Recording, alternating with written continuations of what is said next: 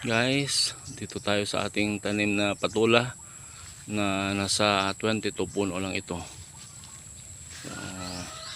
Mayroon ng mga bunga, mga malalaki. Harvestable na ito. So, dito rin. Oh, maraming magbunga itong patula na ito. Masarap ito. Lagyan ng sardinas at saka miswa, no?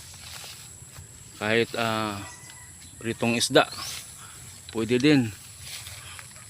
Tula, marami tayong pwedeng iluto sa patula. So, ito may mga sumusunod pa na mga maliliit na mga bunga, marami pa. So, bukas ay atin itong i-harvest ang mga malalaki. Meron dito mga 5 piraso na pwede na nating i-harvest at ibebenta bukas doon sa palengke. So, anong nangyari dito? Bakit ito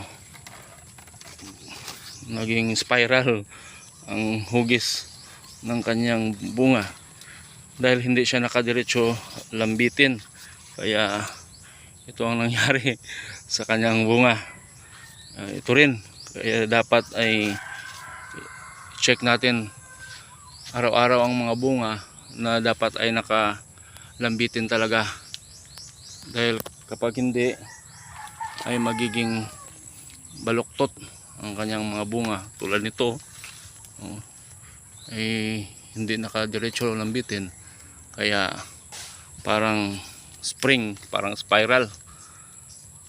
So, ito ang ating patula, guys.